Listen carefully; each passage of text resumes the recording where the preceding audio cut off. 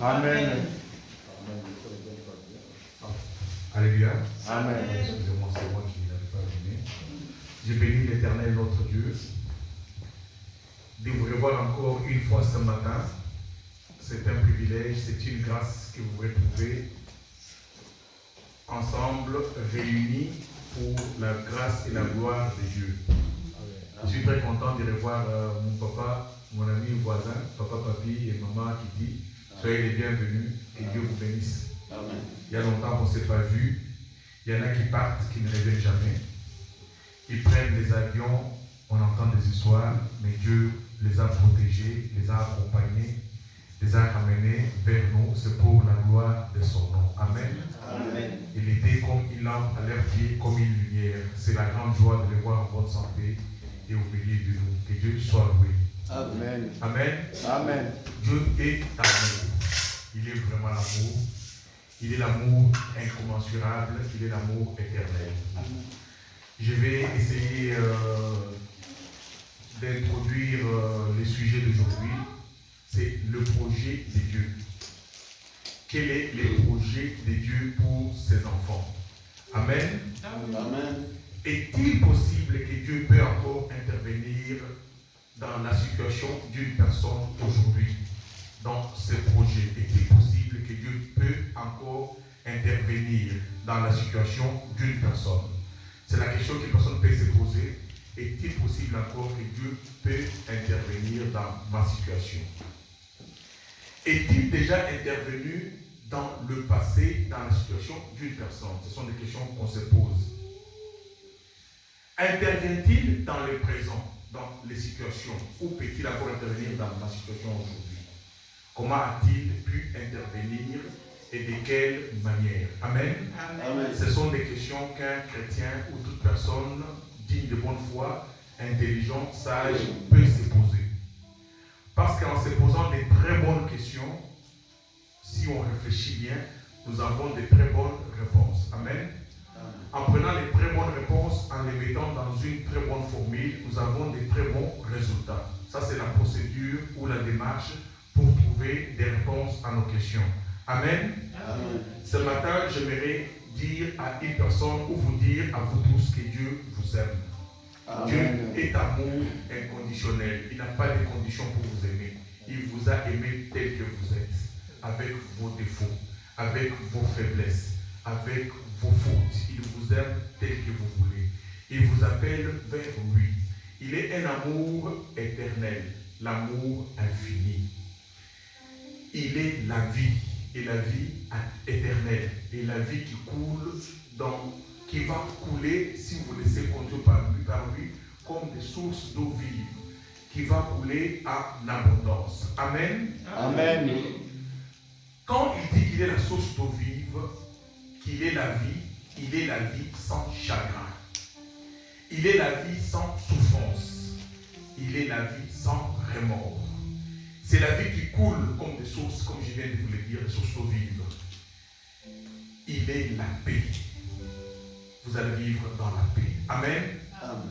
Est-ce que Dieu peut-il encore intervenir dans ma situation? C'est la question que quelqu'un peut se poser quand il passe une zone de turbulence. Il est vraiment amour. Il est amour. Il est la paix. Il est la réponse à toutes les questions qu'on se pose. La fois passée, nous avons parlé, j'ai donné un exemple, si je peux récapituler, d'un émetteur radio ou télévision qui émet des émissions. On ne sait pas capter ces fréquences-là parce qu'on n'a pas un récepteur.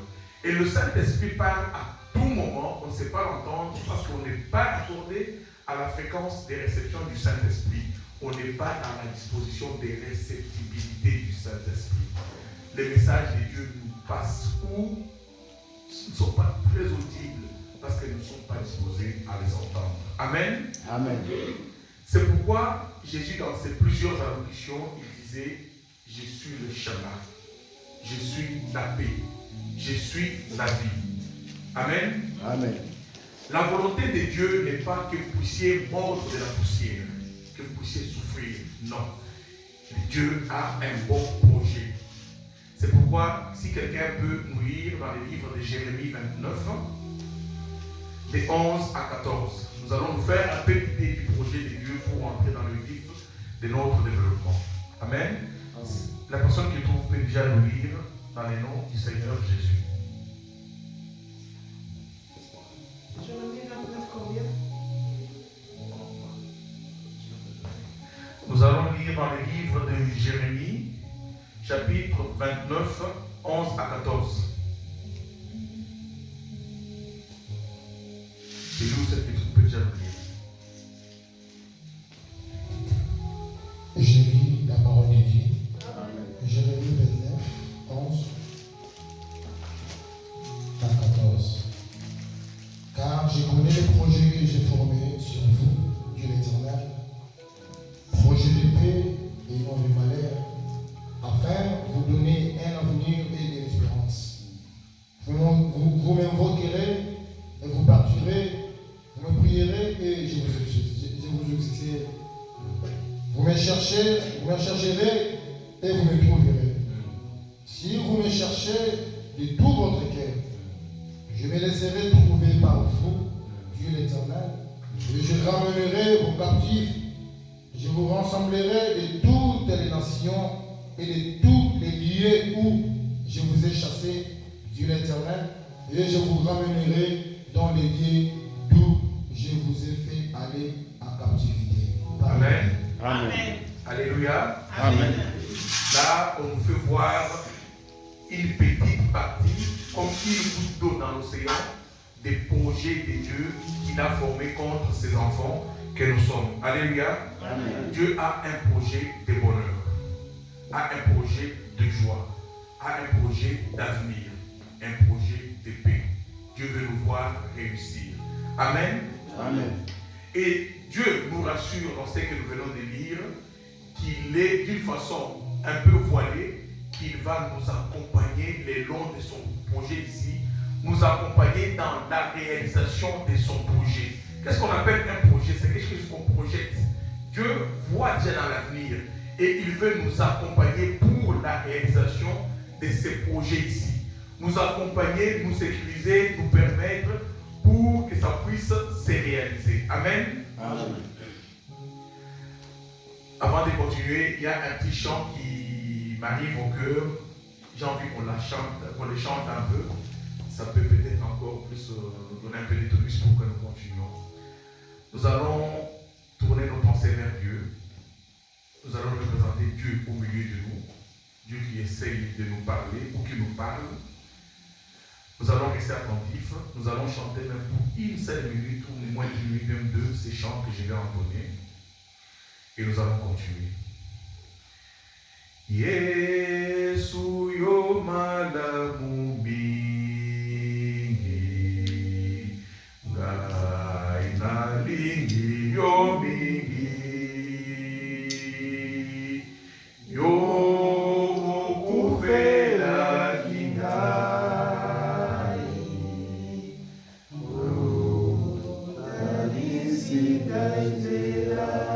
yemba alleluia.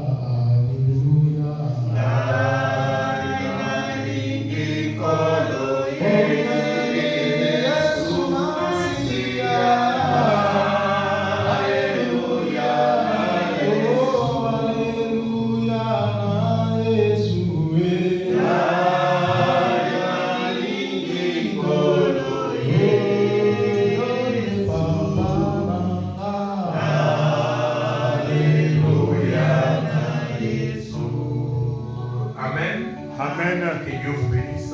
Amen. Jésus, notre Dieu, est vraiment l'amour. Il est un amour incommensurable. Comme nous venons de voir dans Jérémie 29, 11, 14, j'ai préféré vous donner quelques petits exemples des interventions musclées de Dieu. Il y en a plusieurs. Je vous donne dans le passé et dans le présent, je vais continuer encore.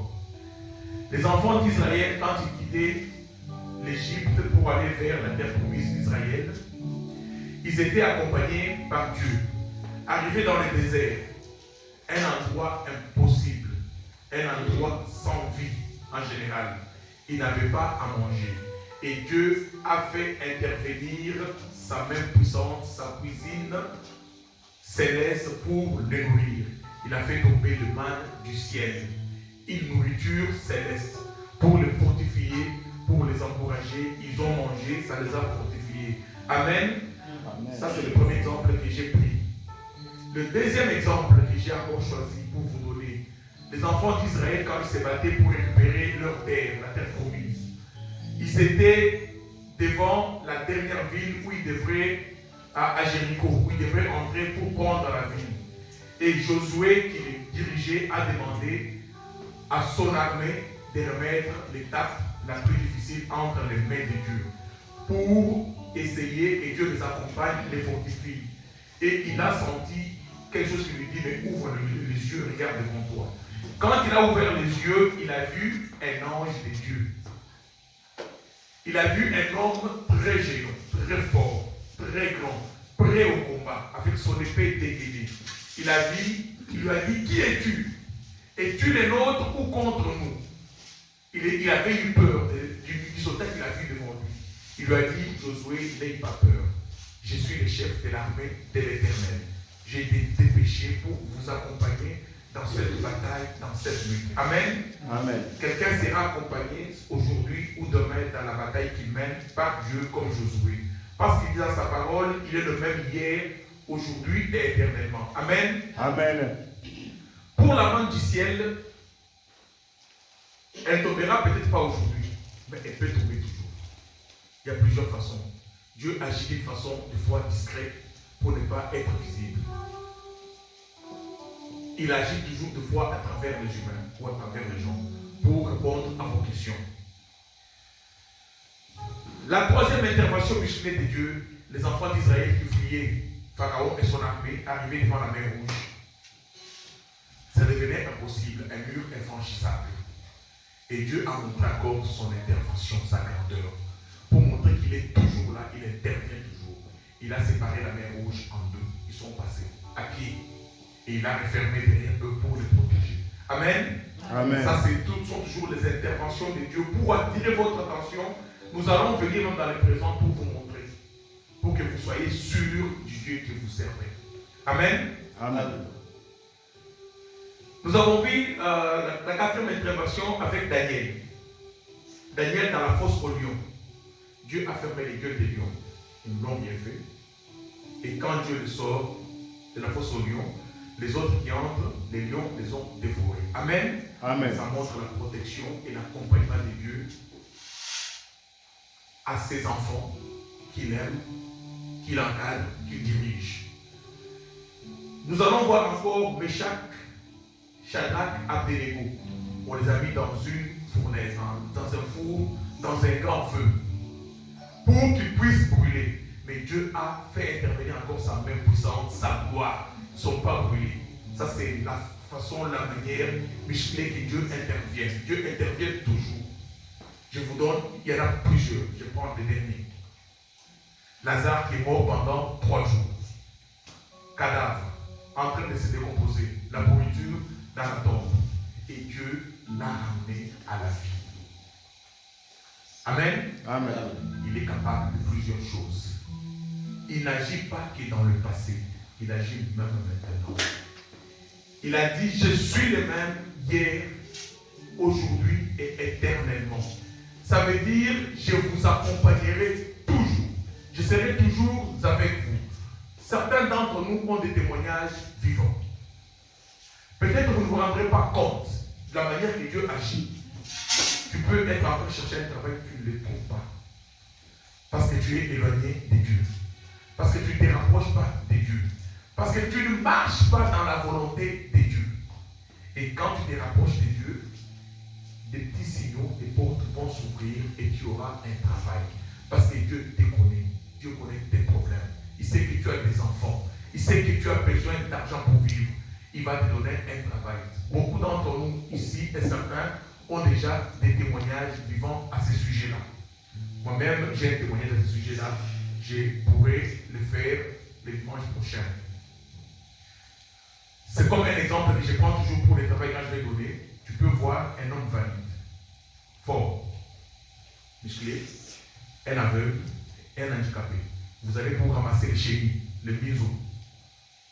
L'handicapé revient avec un sac plein. L'aveugle revient avec un sac plein. Mais toi qui es valide, qui a les deux mains qui fonctionnent, et les deux jambes, tu rentres avec un panier en moitié. Amen. Pourquoi? Notre Dieu est capable de nourrir même les oiseaux du ciel, même les handicapés, même les firmes.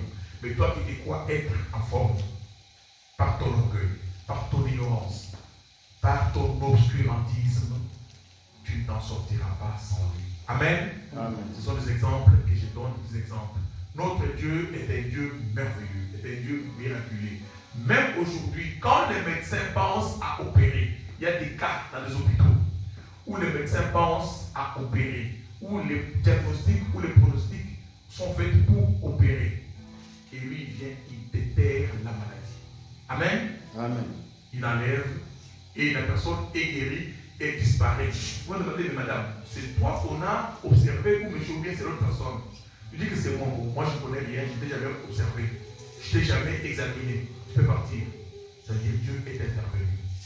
Je parlais avec un ami la semaine passée, il est au Congo. De temps en temps, on s'exhorte, on prie. Il me dit, sa belle-sœur, après avoir un enfant, le système de conception, normalement, de reproduction, s'est bloqué. Le monde des ténèbres est intervenu pour bloquer. Elle ne concevait plus jamais des enfants. Dans des prières, Dieu intervient. Ça, c'est ce que je vais vous dire, soyez-en sûrs. Quand tu parles à Dieu, on vous dit dans le monde que les paroles s'envolent, mais moi je vous dis que les paroles ne s'envolent jamais. Ça reste lié à leur géniteur. Amen. Amen. Même vos pensées ne s'envolent jamais. Vos pensées restent liées à vous. Peut-être un jour, vous serez étonné qu'on vous dise, tu sais, à tel moment tu pensais comme ça, il est arrivé comme ça, tu as vu telle circonstance. C'est parce qu'il y avait ça. Il y a tellement de choses qui sont liées où on te montre que Dieu t'accompagne toujours. Amen. Amen. Et la dame qui n'arrivait plus à concevoir, après la prière, elle a conçu. Arrivé au 7e mois, la guerre a commencé. Avortement le matin, le soir arrivé, avorter, ça ne marche pas, on prie. Et Dieu a certifié qu'elle va accoucher normalement. Amen. Amen. Arrivé le 9e mois, c'était devenu terrible, plus compliqué. Et la femme, tous les médecins donnaient des pronostics qu'on va l'opérer. Ils lui ont dit dans 3 jours, nous allons t'opérer. Si tu ne passes pas par césarienne, tu vas mourir. Et les amis sont en train comme dans la prière. La même nuit, Dieu révèle. Il dit, dites au médecin, demain à 14h, la femme va accoucher. Qu'ils attendent. S'ils veulent faire intervention, ils veulent qu'ils attendent après 14h. Mais jusqu'à 14h, ils attendent. La femme va accoucher normalement. Tous les diagnostics étaient faits de façon qu'elle n'allait pas accoucher normalement. Et à 13h45, la femme accouche normalement par la voie normale. Amen. Amen. Ça, c'est la main de Dieu qui intervient dans les circonstances les plus compliquées. Amen. Même si tu fais un accident grave, moi je suis témoin d'un accident grave. Ces témoignages, je vais toujours les donner, je vais encore les redonner pour que vous compreniez comment Dieu agit. J'étais dans le bain de mon père. Je partais remettre les chaises que j'avais prises pour les visiteurs. Je vais sortir, je vais les chaises, je vais démarrer. Madame qui m'appelle me dit non, prends le plus petit là, mets dans la voiture, pars avec lui. Je lui dis non, il reste. Moi, des fois, j'ai des réactions bizarres. Ce n'est pas bizarre, mais c'est le Seigneur qui me demande de le faire. Plus tard, on comprend et les gens réalisent que non, c'était Dieu qui me conduisait. Des fois, il peut agir comme ça. Mais quand tu regardes bien, parce que tout le monde doit avoir toujours un regard complémentaire, compassif, nous comprendre chacun ses erreurs. Je lui dis non, je ne l'amène pas, il reste. Madame a insisté à 3 reprises, amène-le, il fait rien, il me dit, je dis non, je ne l'amène pas. Et là, j'ai dit, je ne l'amène pas, il reste. Elle était fâchée contre moi, je remets la femme à la maison, je ferme la porte. Je pars, je laisse les chaises. En revenant, je fais des tours en route. La voiture est déclassée. Et imaginez-vous si j'avais l'enfant. Vous voyez comment Dieu a agi des fois de manière qu'on ne comprend pas. Et en sortant de la voiture, j'ai rencontré un ange de Dieu qui m'a parlé. Il y a des choses que nous pensons voir en physique mais ce n'est pas dans le physique. Des fois, c'est peut-être dans l'esprit qu'on le voit. Amen. Amen. On montre toujours les interventions de Dieu. Qu'est-ce qu'il m'a dit? Il m'a dit, ne crains rien. Nous sommes là, nous te protégeons. Nous sommes, il a dit nous, il n'a pas dit il. Un jeune, bien bâti en forme de... Nous sommes venus pour nous rassurer que tu vas bien. N'aie pas peur, rien ne va t'arriver. Amen. Amen. Jusqu'aujourd'hui, tout va bien. Dieu intervient toujours d'une façon ou d'une autre miraculeuse. Si je mets à vous donner mes témoignages pour avancer, il y aura un jour pour le témoignage. Je suis passé par beaucoup d'expériences difficiles, douloureuses et dures. Mais quand j'ai redonné ma vie réellement au Seigneur, le Seigneur dans son amour, il m'a vu. Il a Amen. Il est intervenu. Imaginez-vous, moi je suis un technicien. Je sais bricoler un peu par-ci par-là dans la technique. Ok, dans ça, la technicien, on ne te prend pas. On te met dehors. Tu vas me chercher du travail pour ramasser les cartons, mettre dans la poubelle. On te dit oui, tu travailles bien, il y a des boulots, mais pas, on va t'appeler. Le boulot est diminué, on va quelqu'un d'autre, on met ça à ta place. Allez-y, imaginez. Même pour décharger les camions, on te dit oui, c'est bien, tu es fort, tu travailles bien, on te connaît, c'est bon, mais rentre à la maison, on va t'appeler. Et on prend d'autres personnes, on les met. Tu travailles pendant 9 mois, on ne te donne pas un contrat. Et personne vient après 2 mois ou 2 semaines, on te donne un contrat. Allez-y comprendre. Ça, ce sont toujours les expériences qu'on donne pour vous consolider dans votre foi. Pour que vous sachiez que vous qui venez à cet endroit ici, c'est pourquoi j'essaie d'introduire des petits exemples. Soyez conscients que vous êtes dans la présence de Dieu ici. Nous sommes les enfants de Dieu. Chacun de nous ici a une part de l'amour, de la force de Dieu qui nous permet de travailler ensemble, de marcher ensemble. C'est en marchant main dans la main que nous allons nous en sortir. Oui, je suis convaincu que nous allons nous en sortir. Le chemin est long, mais nous devons tous rester réunis autour de notre Seigneur Jésus, de son esprit pour avancer. Amen. Amen. Je parlais de l'amour de Dieu qui était inconditionnel. Dans son amour inconditionnel, il nous protège, il nous nourrit, il nous garde, il nous soigne, il épargne des maladies méchantes. Il y a des maladies d'origine méchante, devant que les gens souffrent. J'ai traversé ces parts des maladies-là. J'ai traversé des moments difficiles qui ne peuvent même pas te permettre d'approcher de quelqu'un ou de travailler. Je ferai un travail, je vais te préparer. Des maladies très dangereuses. Des fois même plus que les sida. Mais Dieu, dans son amour, on l'appelle Antilouba, Kajomuna. Ça veut dire celui qui déterre. Il vient, il déterre ces maladies-là. Il y a de ces maladies-là, quand tu l'as, ton pronostic, ton diagnostic, c'est la mort. La mort soudaine. Et si tu as ça combien, tu peux aller longtemps. Tu sais que tu peux vivre 30, 40 ans et tu en sors. Mais il y a des maladies où, quand tu l'as, ton pronostic vital, le médecin te dit, avec l'âge que tu as trop peu de chance. Et le Seigneur vient, il déterre dans son amour, dans sa compassion, dans sa miséricorde, pour nous redonner encore un peu le souffle de vie. Ce n'est pas la vie ici qui intéresse ou qui m'intéresse beaucoup, mais maintenant j'ai des devoirs. C'est bien qu'il y ait pour ce devoir-là, des fois qu'on demande à Dieu, Seigneur, aide-nous. C'est tout parent conscient, tout parent honnête. Il n'a qu'une prière qui fait à Dieu, Seigneur, aide-moi encore que j'accompagne mes enfants jusqu'à l'âge de la conscience, qu'ils deviennent indépendants. Amen. Amen. Est-ce que j'ai menti? Non. Non. Tout parent demande à Dieu que je les accompagne, qu'ils soient conscients. Parce que tu es le seul qui peut les accompagner. Tu es le seul qui peut les orienter, qui suppose les sécuriser. Mais la sécurité vient d'en haut. Amen. La protection vient d'en haut. C'est lui le maître de tout. C'est lui qui a tout entre sa main. Amen. Amen. C'est ça l'amour de Dieu. Je pense qu'aujourd'hui, Dieu va entrer en scène dans la vie de quelqu'un. Ça, je le sens, je le conçois. À partir d'aujourd'hui ou les jours qui vont suivre, Dieu va entrer en scène dans la vie de quelqu'un. Je vous ai donné des exemples du passé, comment Dieu agit, et d'aujourd'hui, comment Dieu agit.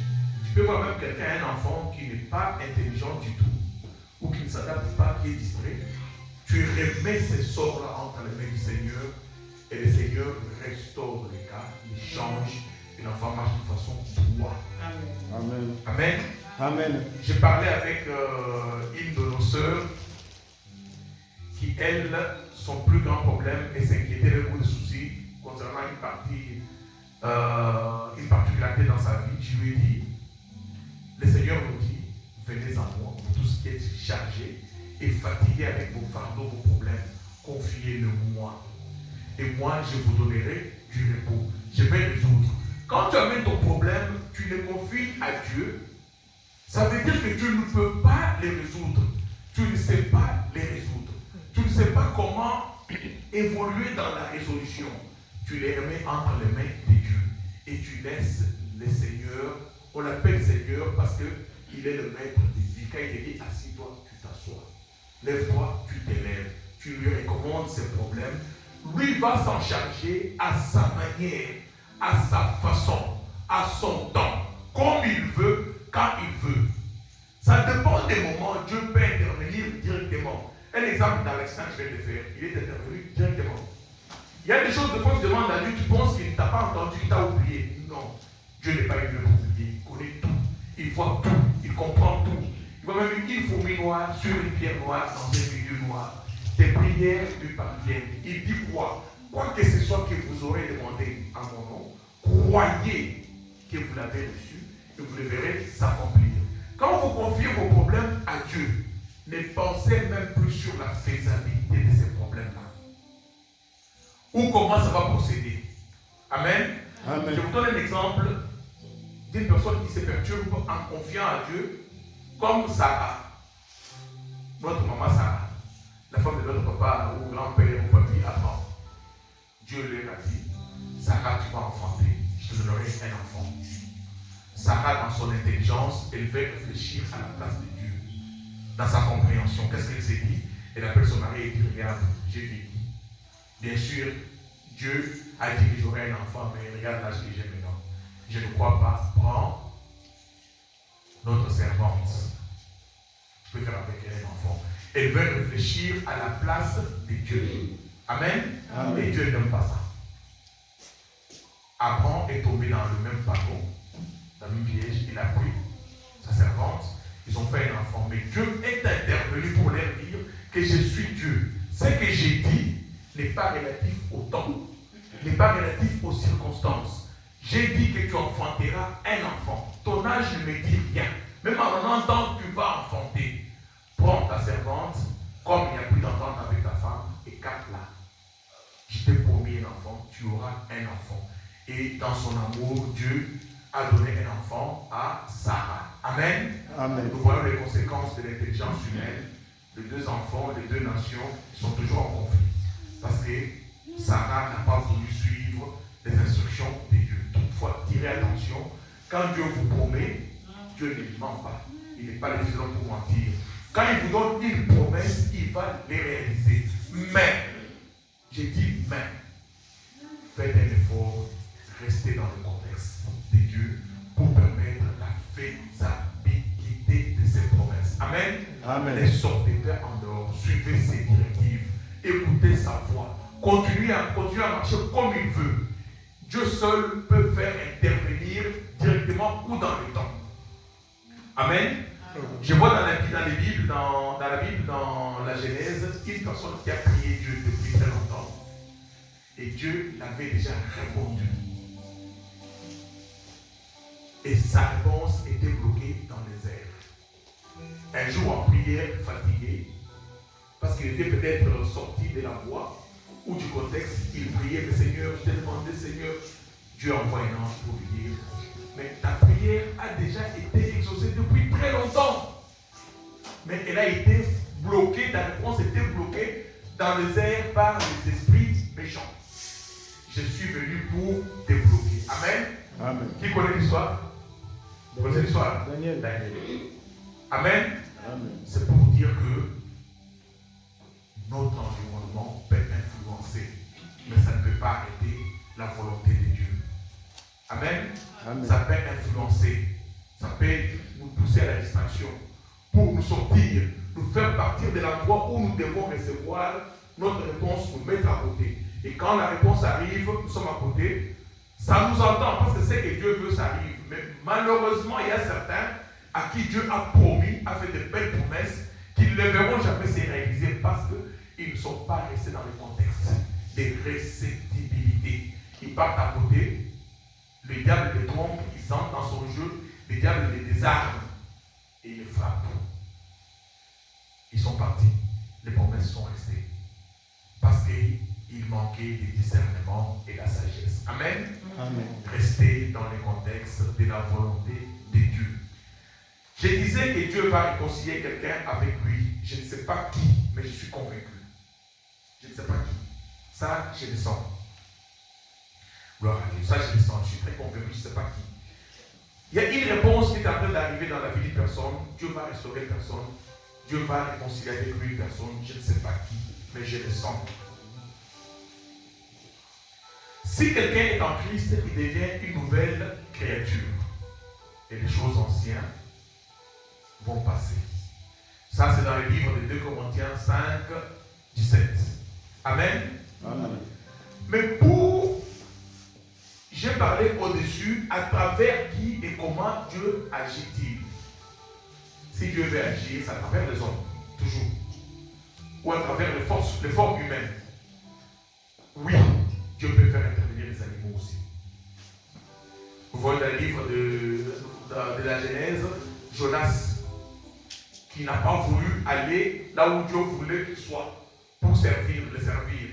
Dieu a fait intervenir dans la forme physique un poisson pour l'avaler et le ramener.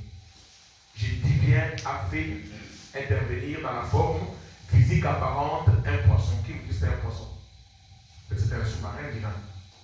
Mais dans notre lecture, nous voyons que c'était un animal. Amen. Amen. Dieu a fait intervenir dans beaucoup de contextes des animaux.